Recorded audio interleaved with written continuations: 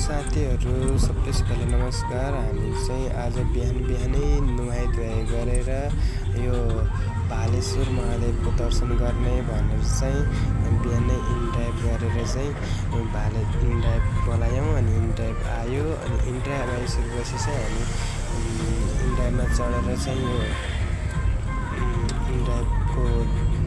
इनड्राइभमा हामी चाहिँ यहाँबाट सीता पाइला हुँदै थानकोटसम्म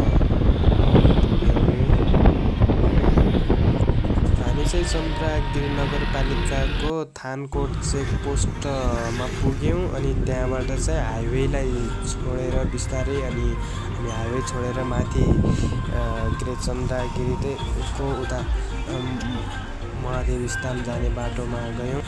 अनि त्यहाँबाट चाहिँ हामी चाहिँ भालेश्वर महादेवको मन्दिरमा जानको लागि चाहिँ त्यो मसिनो गल्लीको बाटो हुँदै माथि गयौँ। अनि त्यहाँबाट बिस्तारै अगाडि बढ्दै गयौँ।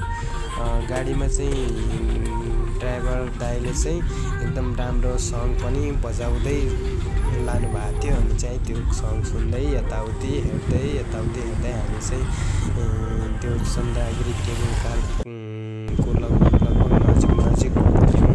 अनि हामीले त्यहाँबाट हेर्दाखेरि चाहिँ उता काठमाडौँको अनि त्यहाँ किर्तिपुर साइडको भ्यू पनि दामी देखिरहेको थियो। अनि त्यो भ्यूहरू हेर्दै अनि अगाडि बढ्दै गइरहेको थियो हामी चाहिँ।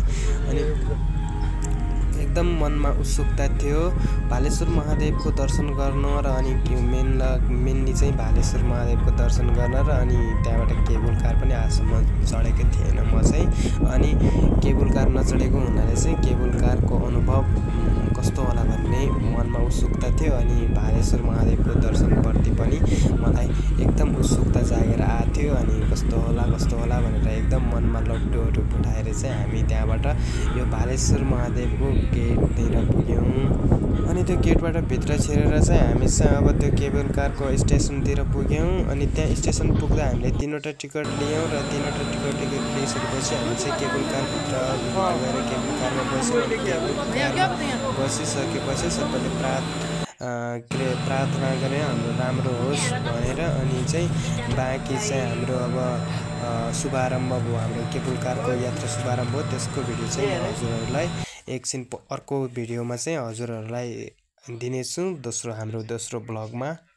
मेरो चाहिँ नयाँ ब्लग पनि हेरेर साथ दिनु होला। चाहिँ यो ब्लगलाई पनि सकेसम्म लाइक कमेन्ट र सब्सक्राइब गर्नु होला यो मेरो युट्युब च्यानललाई गाइज।